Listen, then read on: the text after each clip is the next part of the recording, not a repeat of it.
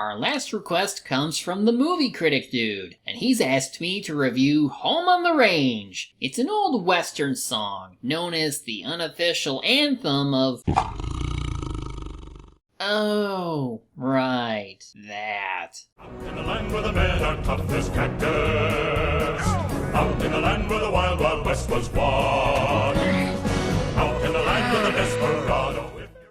Originally released in 2004, Home on the Range was one of Disney's last 2D movies meant for movie theaters. Originally pitched by Mike Gabriel, director of Pocahontas and The Rescuers Down Under, it intended to be an animated adaptation to certain Western legends like Annie Oakley, Buffalo Bill, and Pecos Bill. Not sure why it's necessary, given that one Pecos Bill feature that was in one of the Disney movies in 1948, or that live-action Tall Tales movie. Either way, Gabriel was at least able to get his concept made under the title Sweating Bullets. It was originally about a bull wanting to be like a horse, but story artist Michael Laboche changed the plot to make it about 3 cows instead. There was also a lot of directorship turnover, which included Gabriel leaving too. So this results in another movie like The Emperor's New Groove, where instead of an emphasis on story and character development like in most other Disney flicks, this one relies on humor to drive things forward. But will it work again? Well, saddle up and let's get a move on! Nothing says Western than how this movie opens. Out in the land where the men are tough as cactus.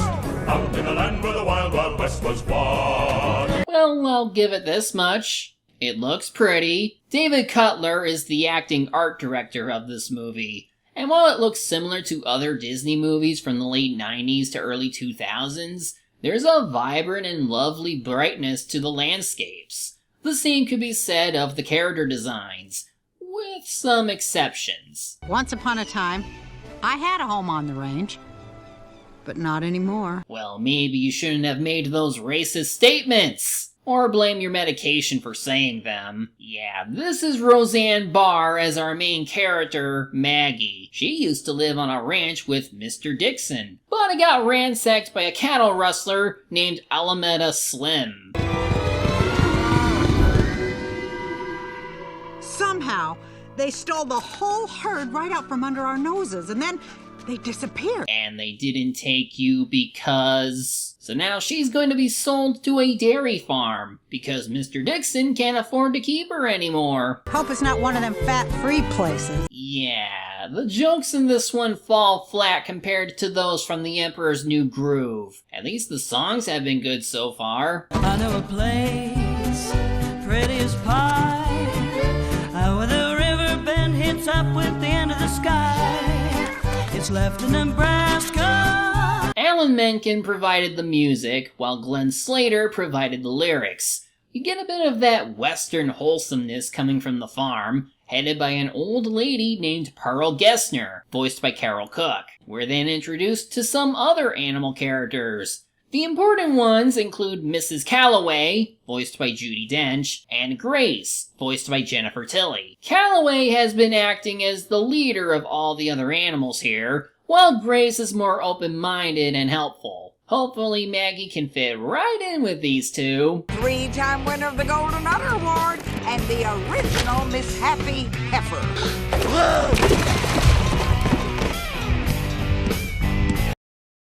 This movie's gonna keep making jokes about her size, isn't it? Yeah, she definitely comes off as a show-off, though I suppose that's something she'll have to work through if she's going to make friends. And no time like the present, because Pearl receives a bank notice about her farm being auctioned off. She has 3 days to make the payment. Sam, this is my home.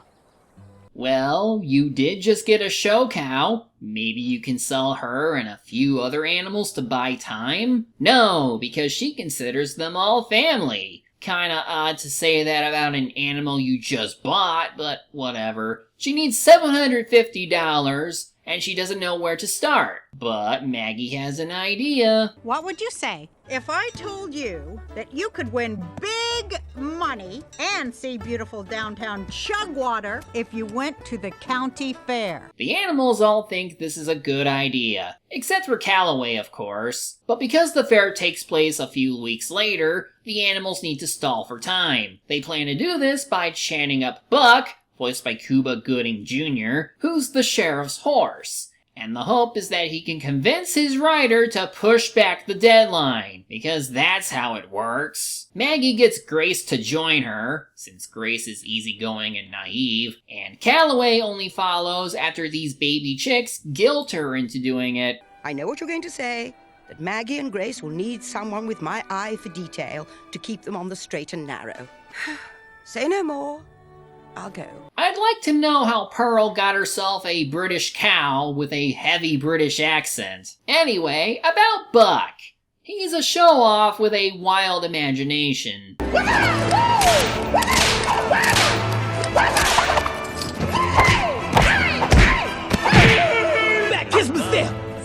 Buck!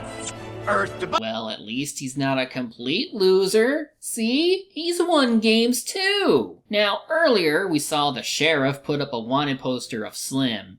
The reward for catching this guy is $750, the same amount of money needed to help Pearl. I wonder if these will connect somehow. Well, for now, the cows make it to town. But before I continue though, look at this establishing shot of the town entrance. We're going in. Look, there's no fences. And no train tracks. Where did the train come from that it was able to pass through just now? Great continuity! The cows think the humans are strange but harmless, until some kids blow up dynamite nearby. What was that? It's a gunfight!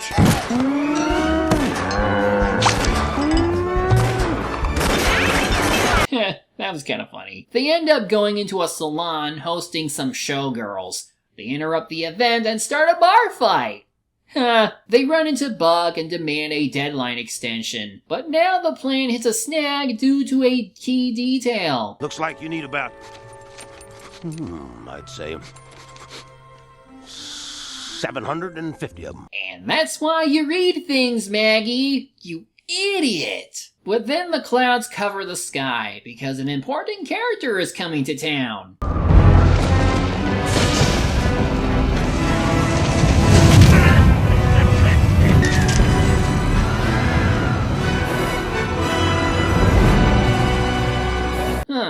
He actually looks pretty cool. This is Rico, voiced by Charles Dennis. He's a badass bounty hunter who intends to capture Slim, and is a heroic figure that Buck wants to emulate. Maggie overhears the reward money and gets the idea of hunting down the main bad guy. Oh, that is a sensible idea. I knew you'd love it.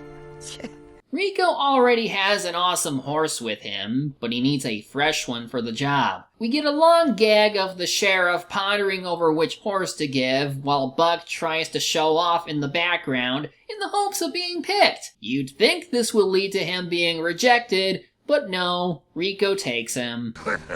Suit yourself. Hey, Rusty!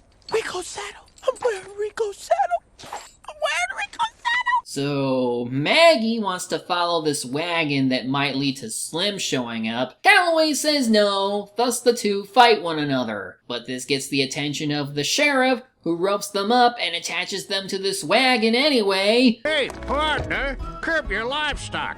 This town is clean. 不要钱的牛啊！哇，好棒呀，国家！ Even though he was just at Pearl's farm earlier and should easily recognize them, why are you giving them to this guy? They pass by Maggie's old farm, which is in the process of being auctioned off. Maggie is down about this, because she's now reminded of Slim breaking up her previous family.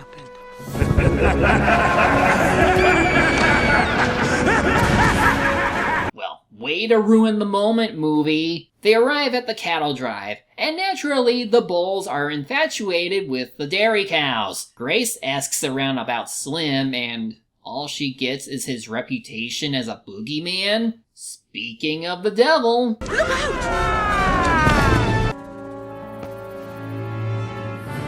out! Howdy, Slim. Quiet, you fools. We've got work to do. Why does Slim remind me of John Ratcliffe from the Pocahontas movie? Anyway, he's voiced by Randy Quaid, the same guy who played Cousin Eddie from the National Lampoon Vacation movies. You know, like this one. Merry Christmas!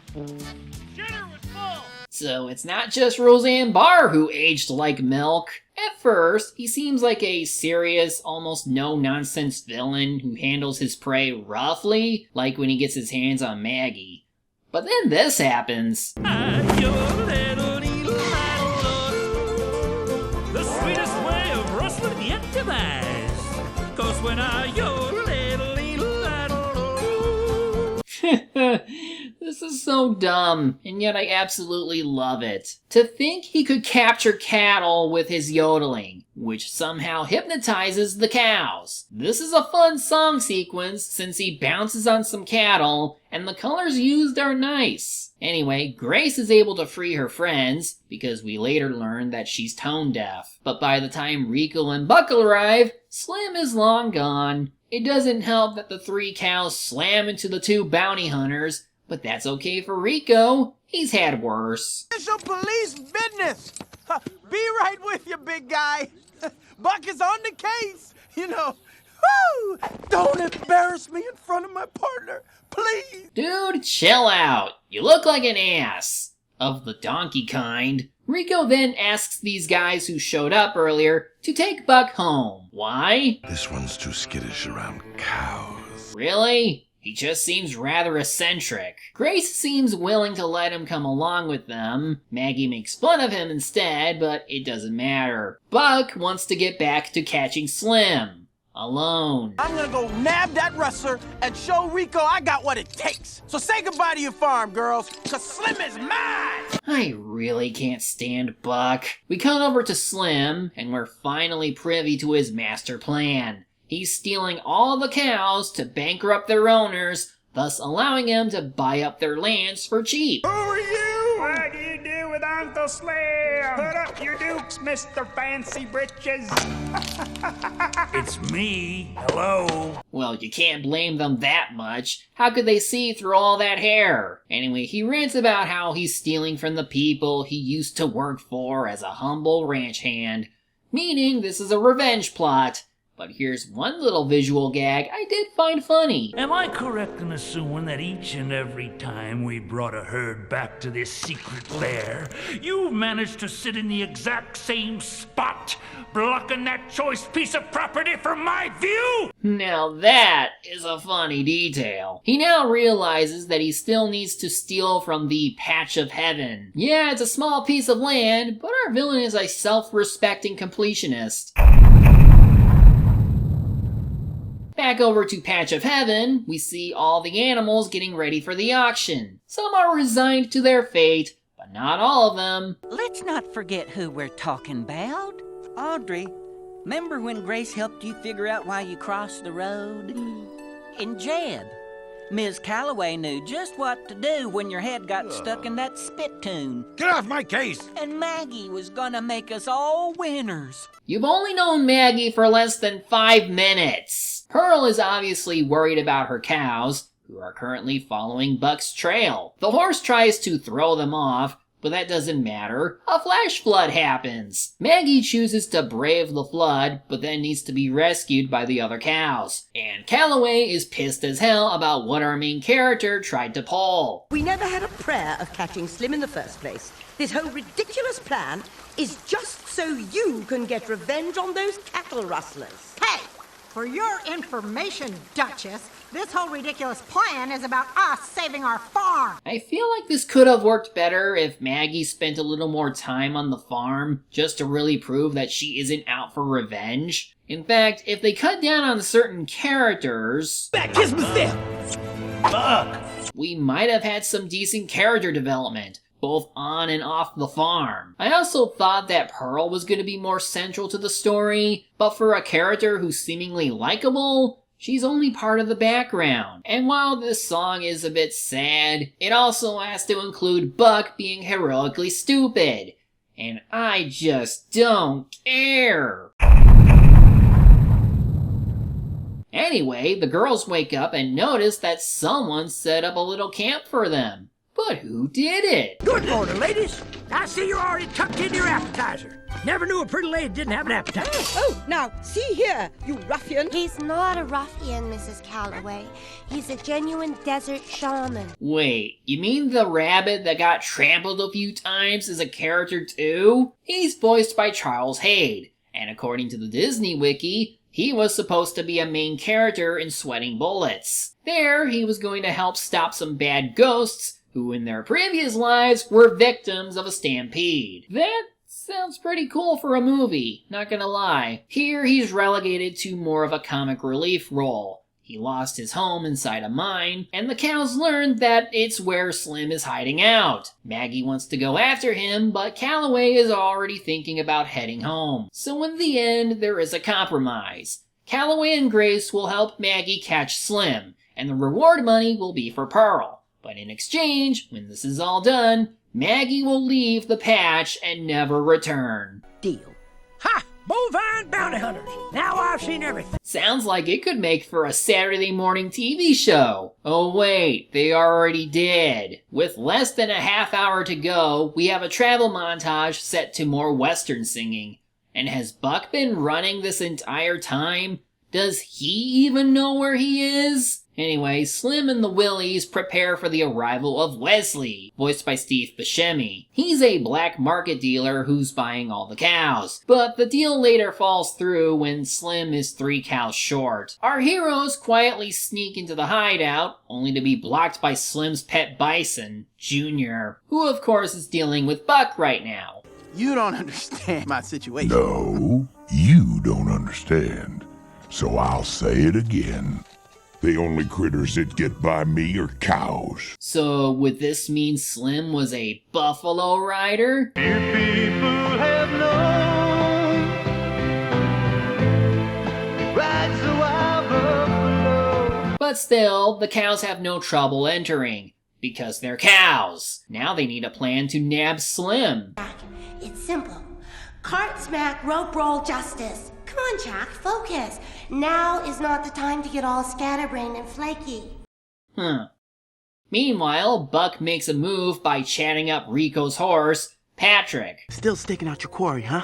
Yeah, pretty much. Why? Patrick Warburton, what are you doing here? Buck scares him out of helping Rico, but... Lessons from that buffalo. Grace next comes up with an idea to counter Slim's yodeling by stuffing the other cows' ears with Jack's fluffy fur. They pretend to fall for Slim's powers until Maggie shows up with the minecart. Now, Jack, okay. What the root blazes is going on here? Well, that was easy. But of course, the cows bump into Buck while he's running away from Junior. This sets up a crazy chase scene where everyone is trying to take possession of the main villain. In the middle of all this, Rico puts his saddle on Buck. He better not be rewarded when this is all over. He doesn't deserve anything. This feels like the climax, except there's 20 minutes left. But to summarize, the cows run into Wesley's train and Slim breaks free because of it. Our heroes are now captured in turn for Wesley, so now Slim could collect the money owed to him. He then gives a small bit of it to someone unexpected. Rico. You're too kind, boss. No, it can't be. His reputation as a bounty hunter is well known, but lately he's been doing a little moonlighting and covering my tracks. Rico's going to see you to the border. Honestly, I didn't see that coming. So I guess Buck is due for his own change of heart now? Well, better late than never. Slim takes off to go buy Patch of Heaven, while the cows are taken aboard the cattle train. Buck finally decides to be useful by turning against Rico and fighting the Willies. But how will Maggie and friends get out of the train? Okay, Calloway. Fetch.